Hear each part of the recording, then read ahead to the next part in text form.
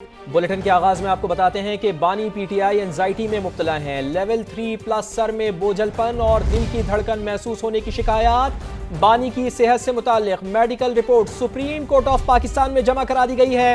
Report के मुताबिक बानी की ईसीजी और बानी के दिल के वॉल्स और चैम्बर्स नॉर्मल हैं। मेडिकल बोर्ड ने अहले खाना और शरीक हयात से मुलाकातें बढ़ाने की सिफारिश की है।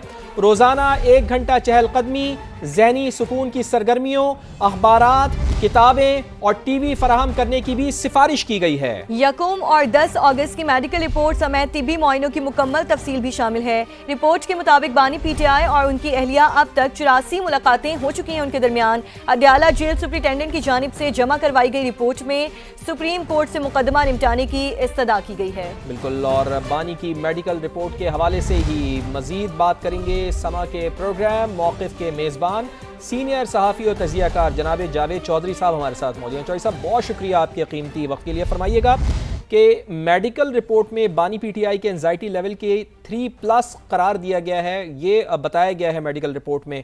कैसे देखते हैं आप इस सारी सूरत हाल को और इस रिपोर्ट को? एक तो अचानक इमरान खान साहब को बहुत ज्यादा उनकी पल्पिटेशन बहुत ज्यादा तेज हो गई थी, सर में शदीद दर्द था जिसकी वजह से उन्होंने कंप्लेन की और उसके बाद फिर डॉक्टर्स को बुलाया गया। 4 डॉक्टर्स का पैनल आया और फिर 10 अगस्त को उन्होंने प्रॉपर तिब्बी मुआयना किया जिसमें उनके हार्ट को तो बिल्कुल क्लियर कर दिया गया क्योंकि इमरान खान साहब का ख्याल ये था कि शायद उन्हें हार्ट अटैक हो रहा है और इस वजह से इमरजेंसी में फिर डॉक्टर्स को बुलाना पड़ा, लेकिन ईसीजी क्लियर थी और उनको जो दवाइयां दी गई उससे पता चलता है कि शदीद एंग्जाइटी और शदीद डिप्रेशन है। इसके अंदर एक तो ब्लड प्रेशर की दवाई है जो हाई डोज है उनकी, अगर आप देखें कि डाइवन है और ये डाइवन जो है ना ये हाई कोलेस्ट्रॉल जो ब्लड प्रेशर है उसकी वजह से दी जाती है।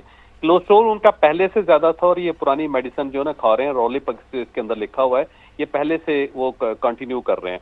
और इसके साथ साथ एक सेटानोन है, सेटानोन जो है ये बड़ी डिप्रेशन की दवाई है और जब शदीद डिप्रेशन में होता है तो फिर ये 10 mg देते हैं। अगर आप डॉक्टर से पूछेंगे तो डॉक्टर आपको खुद भी बताएंगे।